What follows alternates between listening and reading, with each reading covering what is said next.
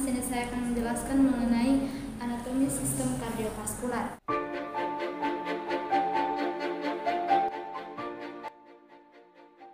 Jantung merupakan organ utama dalam sistem kardiovaskular yang digerakkan oleh otot jantung. Jantung terdiri dari dua bagian. Yang pertama yaitu bagian bawah yang agak runcing dinamai dengan apex cordis dan bagian atas yang tumpul dinamai dengan basis cordis.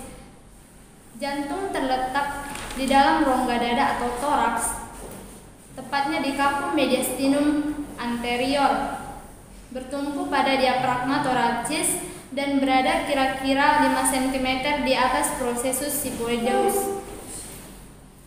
Ukuran jantung sekitar panjangnya 12 cm, lebarnya 8 sampai 9 cm dan tebalnya sekitar 6 cm, serta beratnya 7 sampai 15 ons atau 200 sampai 425 gram. Jantung sendiri sedikit lebih besar dari ukuran kepalan tangan.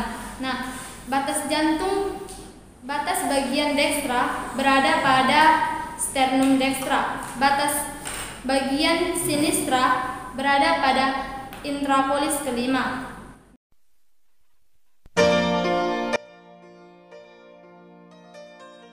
Lokasi batas-batas jantung bagian atas berbatasan dengan pembuluh darah besar atau aorta, bagian bawah berbatasan dengan diafragma thoracis, dan bagian setiap sisi berbatasan dengan paru-paru, dan bagian belakang berbatasan dengan aorta descendens, oesophagus, dan kolumna vertebralis.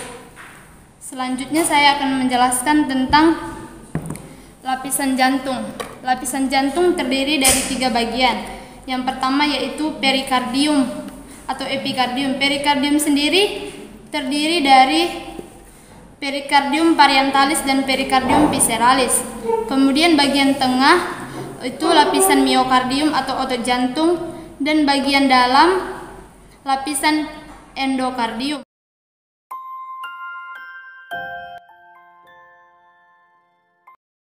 Di sini terdapat katup tricuspidalis, merupakan katup yang mengatur aliran darah antara atrium dekstra dan ventricle dekstra.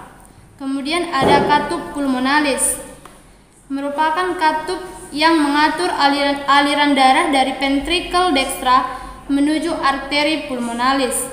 Kemudian ada katup mitral, merupakan katup yang mengatur aliran darah antara atrium sinistra dan ventricle sinistra. Kemudian ada katup aorta, merupakan katup yang menerima darah dari ventricle sinistra untuk diedarkan ke aorta menuju seluruh tubuh.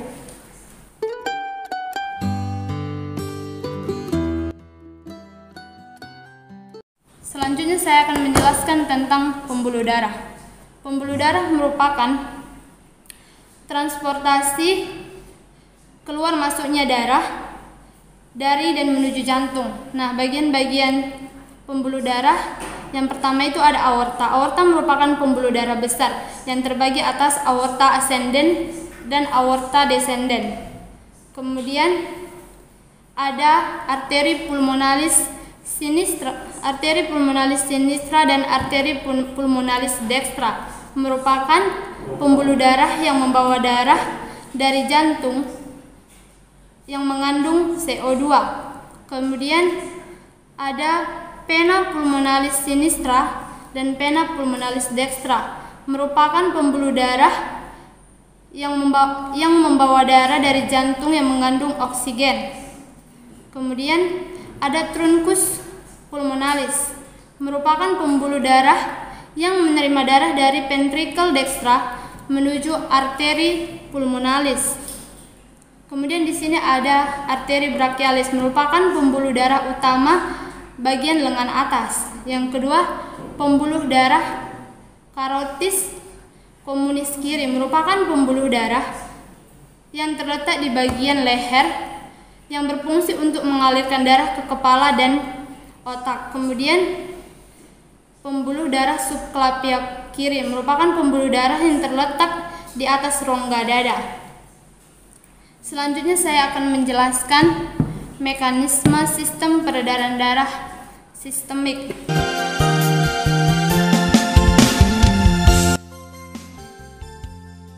Selanjutnya saya akan menjelaskan peredaran darah sistemik. Nah, peredaran darah sistemik dimulai dari darah dari vena cava superior dan vena cava inferior masuk ke atrium kanan. Nah, darah ini mengandung CO2. Kemudian atrium dextra akan berkontraksi dan mengalirkan darah ke ventricle dextra melalui katup tricuspidalis. Setelah ventricle dextra penuh, maka secara otomatis katup tricuspidalis akan menutup untuk mencegah darah dari ventricle kembali ke atrium. Kemudian ventricle akan berkontraksi dan mengalirkan darah menuju arteri pulmonalis melalui katup pulmonalis. Kemudian darah akan menuju paru-paru. Setelah itu darah yang kaya akan oksigen masuk melalui vena pulmonalis ke atrium sinistra. Di atrium sinistra akan berkontraksi dan mengalirkan darah ke ventricle sinistra melalui katup mitral. Nah, setelah ventricle sinistra penuh, maka katup mitral akan tertutup dan ventricle sinistra akan berkontraksi dan mengalirkan darah melalui katup aorta menuju aorta atau pembuluh darah besar untuk diedarkan ke seluruh tubuh. Demikianlah anatomi fisiologi sistem kardiovaskular. Sekian dan terima kasih.